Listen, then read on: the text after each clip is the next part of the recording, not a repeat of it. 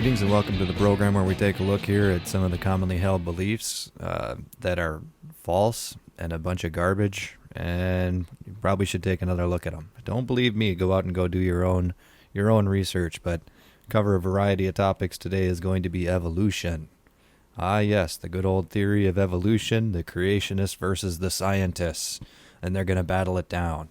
Now, I don't personally care if you're a Christian, creationist, Muslim, a Buddhist, you're an atheist, you're whatever kind of theist you want to be. I really don't care. If you believe in evolution, though, you're believing a fairy tale. You may as well believe aliens put us here. That's certainly more plausible than the commonly held textbook school-taught version of evolution. And we're going to be going over this a little bit, where we can take an objective layman look, everyday guy look, without any kind of weird, funky, scientific technobabble that people use to try and confuse people to thinking the way that they want them to believe. We're just going to go take a look here. And, you know, some of these arguments you're probably going to hear be like, oh, you're just a crazy creationist, this or that or the other thing. Well, you know, regardless of what I am, some of these arguments, the creationist arguments they put forth, they're not ever proven wrong. So they are valid arguments. They're just food for thought. So what does evolution need here? We're going to look, this is where everything evolved from nothing to create everything. That's what it says. I'm not going to go as far back as the Big Bang. I'm just going to stay to Earth. You can believe the Big Bang and all that, and that elements evolved and all this stuff out of stars that all came from nothing. That's fine. We're going to look at the Earth. Now, according to the way this goes in the science books, is that the Earth is just a rock, and then somehow it rained. Where did the rain come from? We don't know.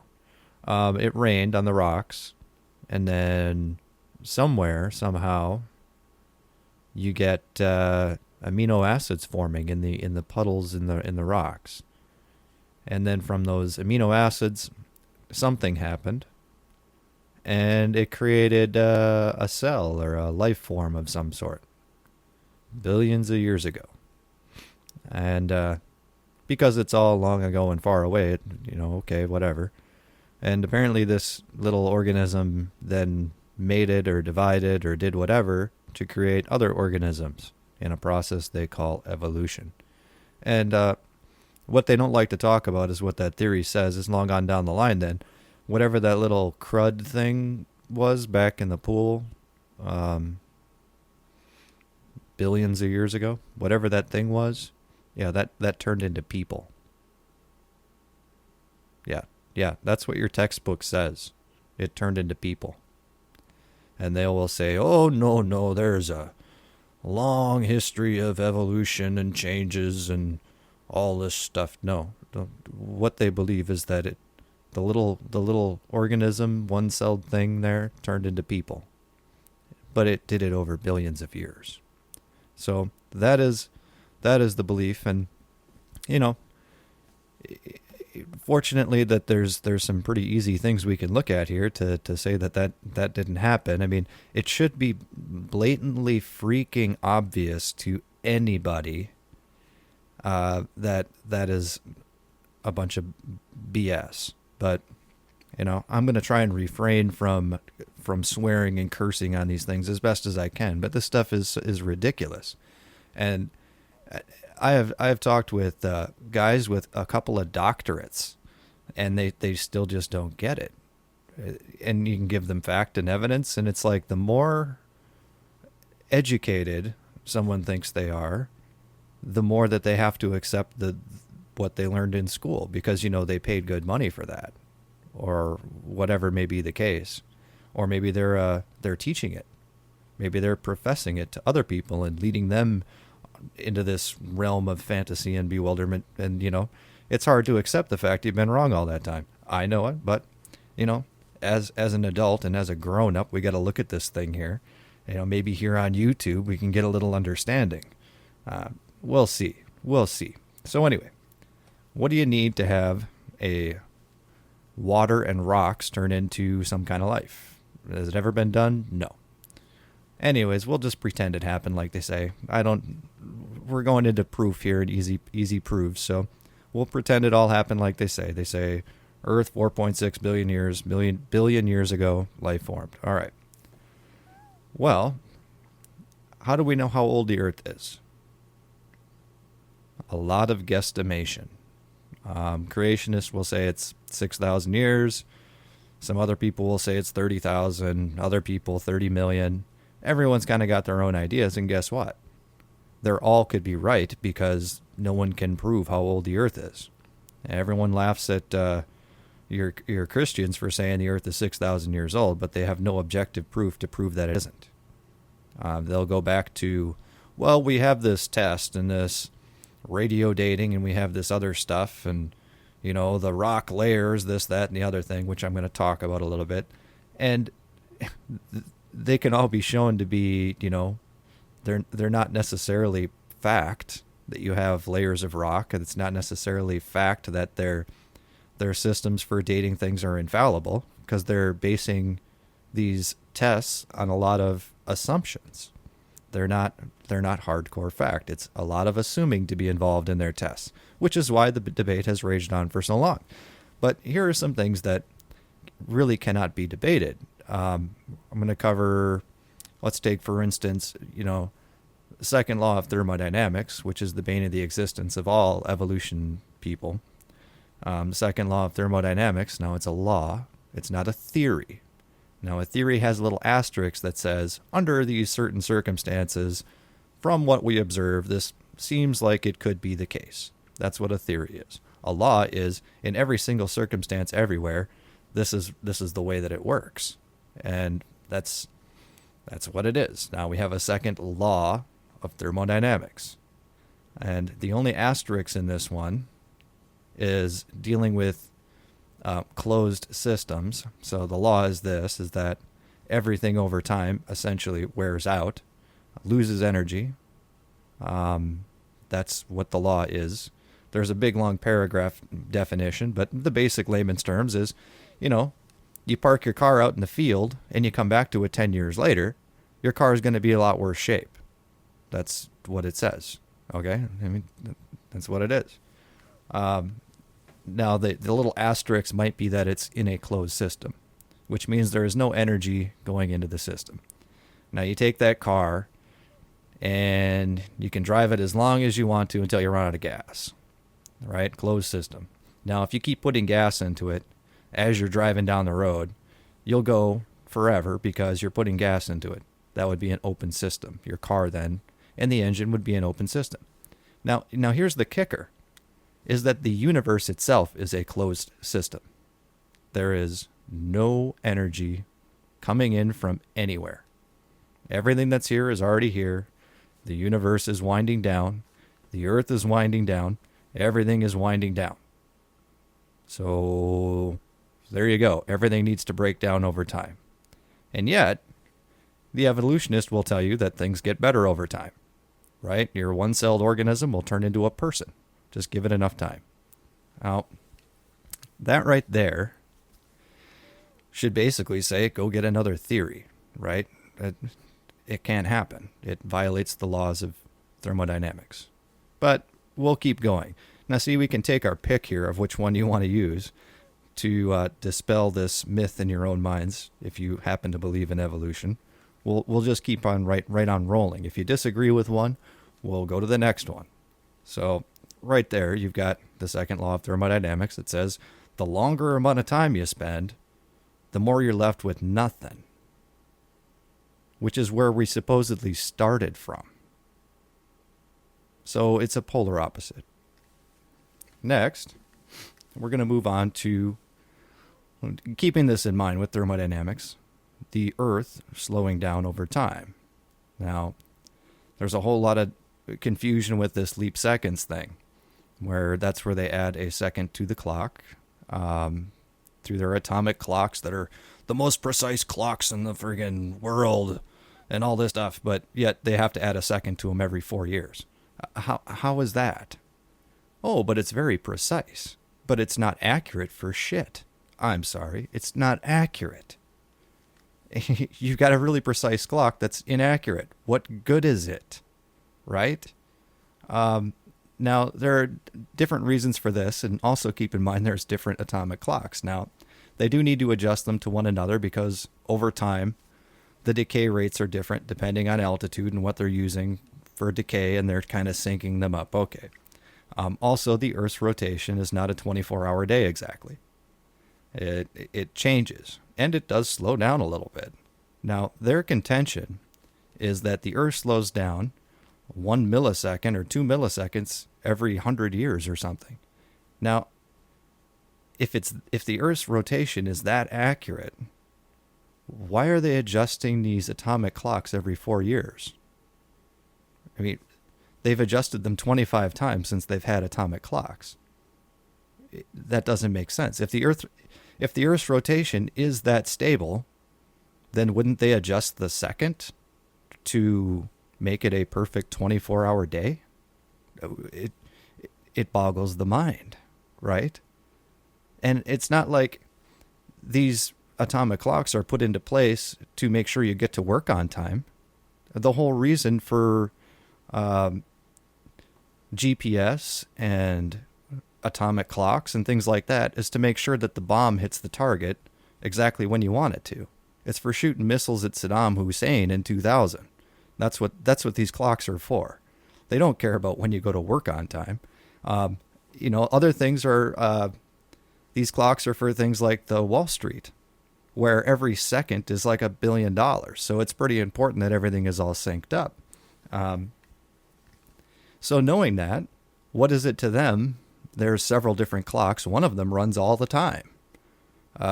Why do they keep adjusting that one? If it runs all the time, you adjust the second, make the second fit with the rotation of the Earth so you have an accurate clock for every day, right? And then like a leap year, every so often, you'd adjust all the other clocks to it, right? Wouldn't that just make sense?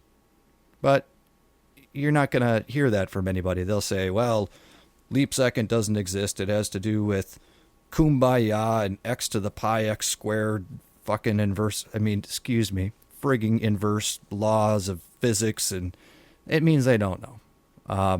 I've looked at this quite a bit, and, you get varying degrees of adding leap seconds, anywhere from once every 4 years for some clocks to once every 20 years, and it doesn't make any sense if they're going to hold to the contention that the Earth's rotation is stable enough that it only loses 2 1,000ths of a second every 100 years. It hasn't even been 100 years since the atomic clock was invented, and they've adjusted it 25 times. Now, that just doesn't add up. It just doesn't. So something is being hidden there with that, period. I am aware the Earth rotation slows down, speeds up. I got no problems with that. But the idea that it loses 2 milliseconds in 100 years, but we have to keep adjusting our perfect and precise atomic clocks every 4 years is ridiculous. So it's my contention that the Earth is probably slowing down, maybe not as fast as a second every 4 years. I don't know. It could be. My contention is that it's probably slowing down a second every 100 years. When you look at the atomic clocks, and they based the 24-hour day of the atomic clock on a day in the 1860s when they actually had the measurements for it. And that's how far it's been off since 1860. So I'll just go with a second every 100 years, because I don't really have, I could go with the second every 1,000 years. This is for demonstrational purposes. Okay. So for 1 second slowing down every 100 years, that would mean in 1,000 years, you've lost 10 seconds. Or we'll say 1,000 years ago, the Earth was spinning 10 seconds faster, a 10-second longer day. Now, if you go back 1,000,000 years, it's 10,000 seconds, right? Which 10,000 a second isn't that long. 10,000 seconds day, okay. What does that equate to in minutes? That's 167 minutes. So 1,000,000 years ago, now we're giving 1 second losing for every 100 years, which, it could be 1,000. You can do your own math, but this is just an example. So 167 minutes in 1,000,000 years. Now, how old do they say the Earth is? 4.6 billion. All right. Well, let's just go back to the dinosaurs. So that's 30 million years ago. Well, let's see. 30 times a million, 30 times 167 minutes. Oh, wait a minute. Gee, the Earth is like vibrating. It's spinning so fast. That's what happened to the dinosaurs right there. They flew off. See? And does anybody else understand that? If you're losing 2 hours a million years ago, or 2.5, then 2 million years ago, you're losing 5 hours. So 30 million years ago, what's going on?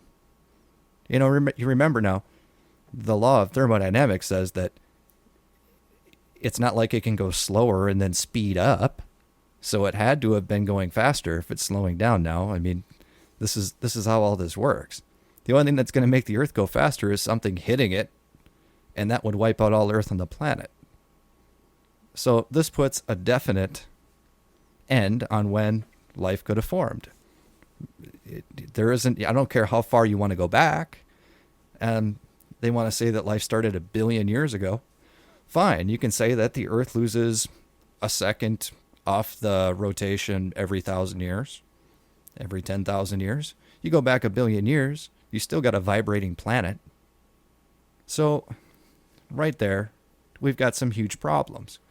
And as always, the main evolution argument to this is that, well, you don't know what happened millions of years ago. Something could have added some energy to the planet or something like this. And that is called a uniformitarian idea, that whatever we see today must have happened way back when.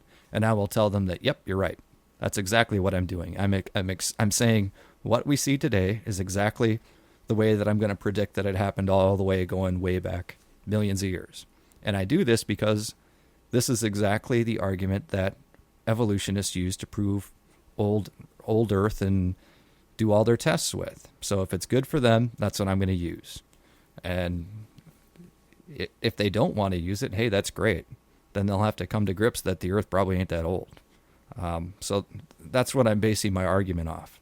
You know, if you see it slow down a second every 100 years today, then we'll extrapolate that all the way back. Yeah. So that's one.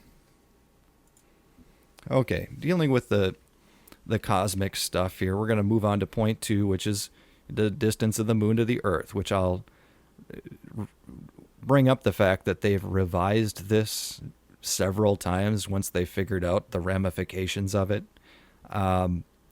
At one point, the moon was leaving the Earth at 3 inches a day or something like that, or 3 inches a year, and I think they're down to 1.5 inches a year now. The point is that, you know, it's moving away, and it's pretty close to the Earth the way that it is. It's 238,000 miles or something, which in astronomical terms is reasonably close. So the other thing is the effect of gravity that it has on it. The moon is responsible for the tides and everything. So we'll take this just like with the losing a second a day rotation. We'll extrapolate. You know, we'll use 1.5 inches. This is their most recent one, because as people start doing the math and figuring out what's going on, they keep lowering how far the moon is moving away. So instead of 3.5 inches, we'll use 1.5 inches, right? And you extrapolate this back to 1 billion years ago. The moon is going to be something like 30,000 miles closer to the Earth, and they say that, you know, oh, there's no problem with that. Well, the amount of gravity that's going to be pushed on the Earth, because as things in a gravitational sense, if they get a little bit closer, the gravity effect is multiplied by 2. So for every foot it gets closer, it's as if it was 2 feet closer in gravity terms. That's the layman's, anybody can understand that, you know. 1 step forward, 2 steps back kind of a deal. You go close it a little bit, the field is that much stronger. And actually, in looking it up, it's actually it's a multiple times itself. It's not just double. I don't know. I'll post the picture up here. So, granted, it's still 200,000 miles away, but it's a fifth closer. It's 20% closer than it was. So that would mean the gravity effect is going to be 40% more than what it is now, which means your tides are going to wipe out all life on the planet. So how is life going to start when there's nothing but a big old tidal wave rolling around the planet, wiping everything out? And people will say, "Oh, life formed in the water," and okay, well, it obviously at an inch and a half a year, then the moon is moving away. So for all that time, you've got strong tidal activity all over the planet for what, 500 million years until the tides the tides calm down. I mean, anyways, it's silliness. I mean, these are facts that anyone can go look up and do the old math. The math is real simple. Plug in the numbers that they want, billion years, 4 billion years, whatever they say. Anyways, so you got moon rotation, or the Earth rotation, the moon's distance to the Earth, and it's moving away. Now, another one that not a lot of people bring up is one of the pillars. And this is only in the last 100 years. Before 100 years ago, everyone believed that the Earth was 6,000 years old. And it's only since like 1900 that everyone thought we all evolved from nothing. And then there was these guys that came out with the geologic column, because it looked like these rocks are placed on top of each other, and those must be millions of years in between there. And where do they get this? How objective is that? They look at it, and because it forms a line, number one, the conclusion is freaking stupid, because it doesn't rain dirt, right? It doesn't rain dirt. So where do the layers come from? Number two, there's no evidence for it at all. As a matter of fact, there's evidence that it's hydrological sorting, meaning you take a bunch of dirt, you throw it in a glass, put some water in it, you shake it up, it forms layers because the water automatically sorts it. That's exactly what it looks like. But they're gonna go with geologic column because that fits in their little model where we've got all these fossils that really it shouldn't be there because they need to be preserved, covered in mud, in other words, in order to even get fossils. But so they've got all their fossils in there in their nice little layers, and it lends them credence. They can pat themselves on their back with their little story there. So anyways, you got the geologic column to prove that the Earth is billions of years old. Never minding the fact that it doesn't rain dirt. Okay? All the dirt that is on the Earth is on the Earth. That's the way that it's always been. There isn't anything that's going to lay layers of sediment all over the planet, and people are going to hate me for this, except a global flood. That's just, I'm not a geologist. But if these layers, like the geologists say, are billions of years old and they're all over the planet, that would mean to me a global flood. Because that's the only thing that can cause layers like that. All the dirt that's on the planet is already on the planet. So people don't understand this. There's this thing called erosion. And everything seems to work opposite in this evolution thing. We're starting off with nothing and getting something, contrary to the law of thermodynamics. Same thing with we starting off with nothing, and now we have layers of dirt from nowhere is contrary to it also, right? I mean, where did this dirt come from? The dirt had to have already been here. But it works opposite to erosion, because as it rains, things do erode. We can actually demonstrate and prove that. They actually know how much everything erodes every year. And it's something like a half a centimeter or something like this. And this is easy. You can look it up, and I'm sure there's a lot of creationist articles and things out there where,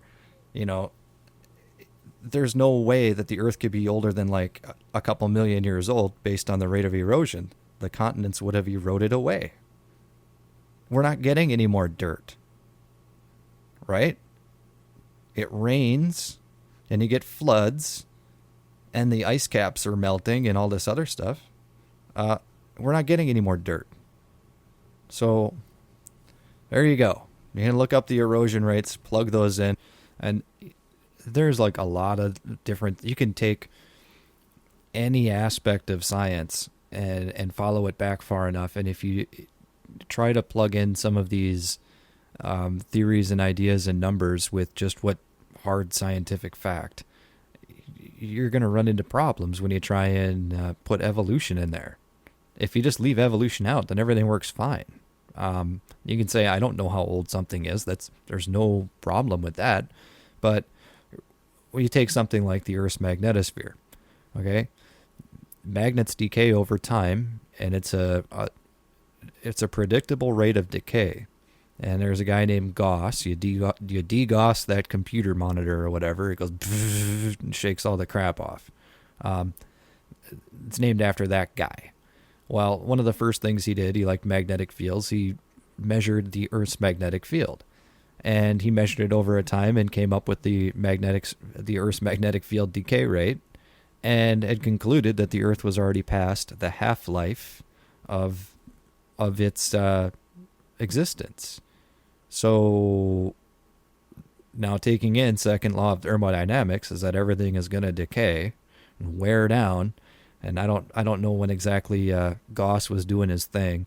If it was the 1800s, I would expect somewhere in there. That's when a lot of these things were brought forth. But so if you're already past your half-life in the 1800s, that means that you go back a couple thousand years before that would have been sometime around when the thing was made.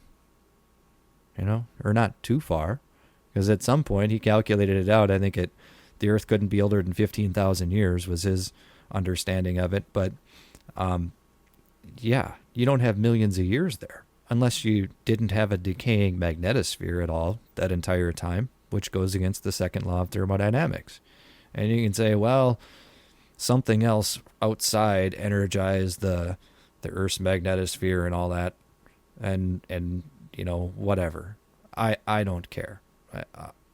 It takes a lot of crap to affect a planet, and anything that would affect a planet to that degree is going to wipe out life on the planet.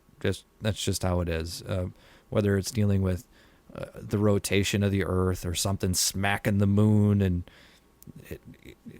the moon coming in and getting caught and trapped where it is without actually being any closer than it is, and all of these wild, fantastic ideas to try to explain away observable science in these fields. Now, like I said, you want to go ahead and believe in the fairy tale, go ahead and believe in it. But these are some facts here to get people started more or less on the right path. I hate the fact that these lies have been taught in the schools as though they're fact and they're anything from it, where you've got people coming out of rocks and rain and all of that. So that's why these things are being made. The next one I've already got slated, it's actually already recorded, is on this blood moon thing. So yeah, that will be in the next installment coming up. All right. Thanks for listening. Bye.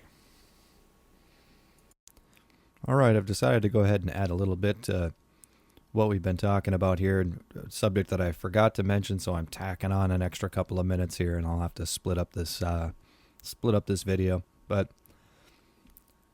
had it ever occurred to anybody, let's put this out here, that with all the arguments over evolution and whether or not it happened or not, did anyone ever think about the fact that we trust and expect and plan on the fact that evolution does not happen in everyday life, everywhere, all over the place? We plan on evolution not happening. A great example is you go and a farmer wants to go buy a bull, right? And then go buy a cow, spend a couple $1,000s, wants to breed them, get his own little farm going there with some dairy cows. And he goes ahead and he breeds them, and then out pops a lamb. Well, and geez, you're going to have a pretty good lawsuit there, wouldn't you? If you got sold a bull that had offspring that was something other than a bull, right?